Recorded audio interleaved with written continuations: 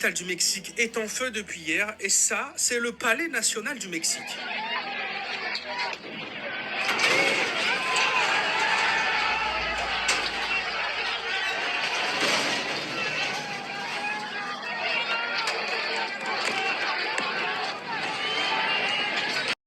Pourquoi je fais cette vidéo devant elle? Elle, c'est Claudia Sheinbaum, c'est la nouvelle présidente du Mexique.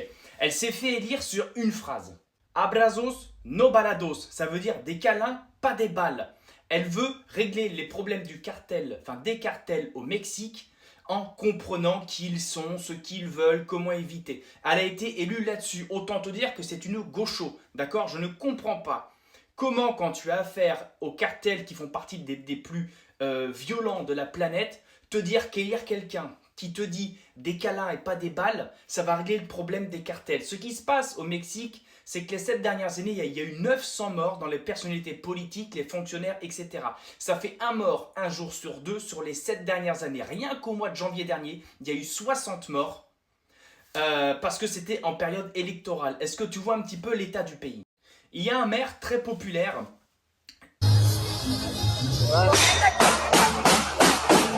Voilà, je pense que ça se passe de mots. Très apprécié de la populace parce qu'il était très anti-cartel. Ils n'ont pas hésité à le flinguer lors d'une fête alors qu'il tenait son enfant dans les bras. Ça, c'est ce qui a mis le feu aux poudrières. Elle a senti le truc venir parce que des manifestations étaient prévues. Elle a fait mettre d'énormes barricades en acier qui ont été soudées. Les mecs ont dû y aller à la disqueuse pour faire tomber tout ça. Pour l'instant, ça n'a pas tiré à balles réelles, fort heureusement. Espérons que les choses se calment. Mais c'est ça la gauche. C'est ça la gauche. Alors elle fait partie, bien évidemment, du cartel, ou en tout cas elle a des pressions du cartel, peut-être qu'elle a peur pour sa vie, peut-être qu'elle en fait partie intégrante, on ne sait pas. Une chose est sûre, c'est qu'elle roule pour le cartel. Au Mexique, tu n'as pas le choix. Dès qu'un politicien ou qu'un haut fonctionnaire, ou même un fonctionnaire, veut se dresser contre le cartel, il se fait flinguer. Il y en a un tous les 2 jours qui se fait flinguer. Et les gauchos, c'est ça. Il n'y a qu'à voir comment régler le problème. C'est pas avec des bisous et des câlins que tu règles le problème des cartels. Il faut faire comme au Salvador, Monsieur Mukele.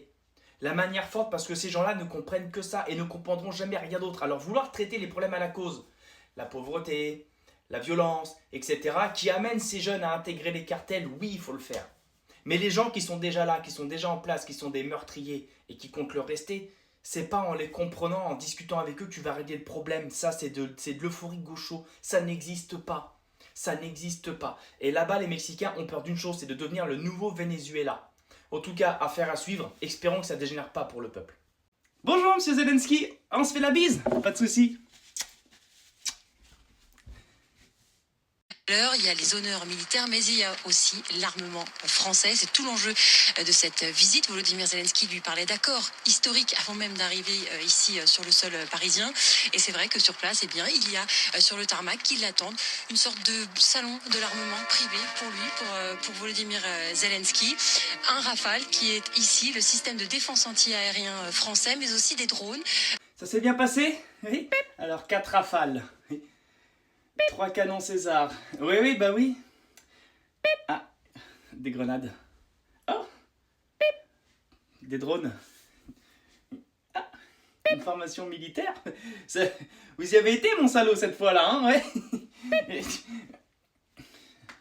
Un hôtel? Je comprends pas. Alors, ça fera 861 431 000 euros, s'il vous plaît. Faut voir avec Manu pour le règlement. D'accord, ouais. Les Français sont au courant? Non, d'accord. Il a dit nique ta mère les Français. Ah oui, d'accord, ok, je comprends. Sinon la guerre, ça va? Oui. Vous arrêtez un jour ou... Non, non, non. Ah, le dernier Ukrainien vivant. Ah, d'accord, ok. Vous n'avez pas perdu une grosse ville récemment? C'est Pokrovsk. Non, c'est ça, ouais, Pokrovsk. Oui. D'accord, ok. Oui, bah ouais. Ouais, mais bon, c'est parce que faudrait peut-être... Parce que ça coûte un peu cher aux Français, c'est pas... Ouais, Manu s'en fout, Manu, ouais. Ouais, je comprends. Ah bah tiens, il arrive. Monsieur le Président, la bise, vous aussi? Oui. Ok, merci. Merci, monsieur. Au revoir, Monsieur le Président, à bientôt, oui. Oh bah dis donc, il m'a pourri mes lunettes. Votre maman, elle est contente pour la villa en Espagne? Oui, elle est bien. Oui, ça marche. Et le casino? Ça... Ouais, l'inauguration s'est bien passée? Oui, ça marche, ok. D'accord, très bien. Bah écoutez, monsieur Zelensky, je vois avec Manu pour le règlement. Je vais pas vous retenir plus longtemps parce qu'il y a quand même le méchant Poutine, hein, il faut quand même le battre. Hein. Et puis, si vous avez besoin de quoi que ce soit, n'hésitez pas. Hein. Nous sommes ouverts, monsieur Zelensky. Il n'y a pas de problème. Non, pas de bisous, mais je vous dis au revoir de loin. Au revoir, monsieur Zelensky. Et voilà, c'est exactement ce que je me tue à dire. Regarde, Manon Aubry accusée d'utiliser par l'autorité palestinienne la cause palestinienne pour servir ses intérêts politiques en France. Alors, je le fais jamais. Mais je vais vous demander de liker, partager et commenter cette vidéo. Il faut qu'elle soit diffusée au maximum parce que personne n'en parle. C'est Abdal Karim Awaïda, c'est un ambassadeur palestinien. Il a dit sur X: « De quel droit faites-vous de l'ingérence dans nos affaires étrangères, Madame Aubry ? Qui vous donne le droit d'insulter notre président pendant que vous êtes chez nous? Je mets en garde tous les politiciens opportunistes comme vous.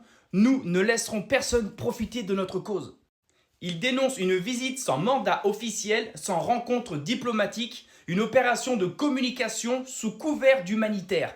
C'est exactement ce que je me tue à dire à chaque fois que je parle de LFI dans les vidéos. En ce moment, elle est là-bas. Elle est en Cisjordanie, ce que les Juifs appellent la Judée-Samarie, et a fait ah d'accord, donc ici vous n'avez pas le droit de passer parce que les colons ont leurs horaires avant vous.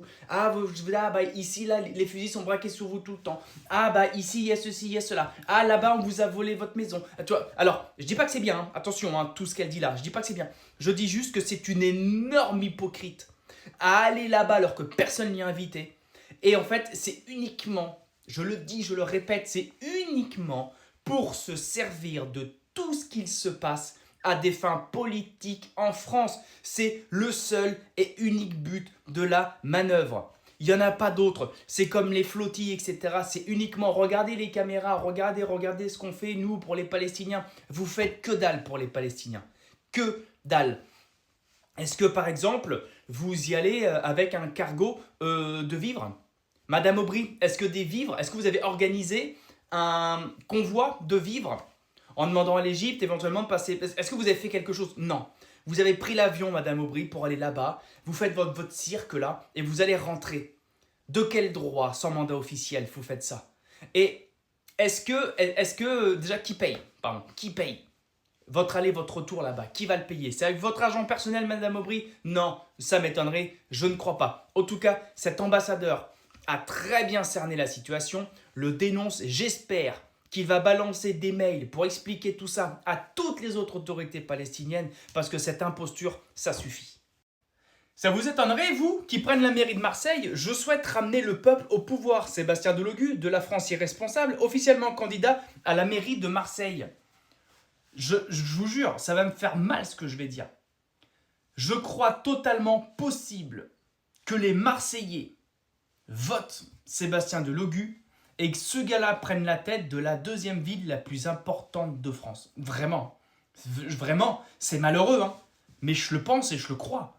Il y en a qui vont dire « LFI, Delogu » et ils vont aller voter un espèce d'incompétent qui connaît même pas l'histoire de France et qu'en a strictement rien à foutre en plus. Tu vois ce que je veux dire? C'est-à-dire que son parti surfe sur la vague Pétain pour faire leur beurre. Et lui, il sait même pas qui c'est. Tu vois ce que je veux dire? Il s'intéresse même pas à son parti, à la stratégie du parti. Il connaît même pas l'histoire de France. Il lit comme un gamin de CM2. Et ce gars-là se présente à la mairie de Marseille. Et je crois qu'il va passer. C'est malheureux, hein. Mais plus ça va, et moins j'ai espoir en mon peuple. Mon peuple est endormi. Mon peuple est manipulable. Mon peuple a peur. La politique de la peur fonctionne à merveille sur mon peuple et ça me dépite. Jordan Bardella, il vient d'annoncer que le RN ne votera pas le budget. Finalement, ne votera pas le budget. Gros rétropédalage après les votes sur les taxes où les voix du RN, PS et LFI sont retrouvées ensemble. On a gagné. Parce qu'en fait, un pays, il a besoin d'avoir un budget pour l'année qui vient, tu vois, pour payer charges sociales et compagnie, tout ça. Si ce budget n'est pas validé, l'argent n'est pas distribué, si ce n'est qu'il prévoit, si c'est bloqué, de revenir au budget de l'année précédente ou du budget des 2 années précédentes, je ne sais plus trop. En tout cas, ça veut dire que ça ne va pas du tout. Ça ne va pas du tout parce que personne ne se met d'accord sur quoi que ce soit. Je crois, si je ne dis pas de bêtises, que le gouvernement peut le faire passer en force, ce budget.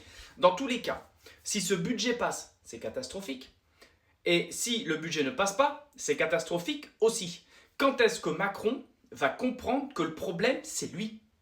Alors, en fait, je vais être honnête, et je dis ça, je sais qu'il sait que c'est lui le problème, mais je crois qu'il s'en fout royalement. Je crois même que c'est ce qui est cherché. Tu ne peux pas, en seulement 7 ans, dézinguer autant un pays, involontairement. C'est pas possible. Tu peux pas. Enfin, je veux dire, à un moment donné, toutes les décisions prises depuis cette putain d'année, c'est anti-France, c'est un truc de baiser, c'est un truc de fou. Donc, en tout cas, l'information d'aujourd'hui, c'est que le budget ne sera pas voté par les députés.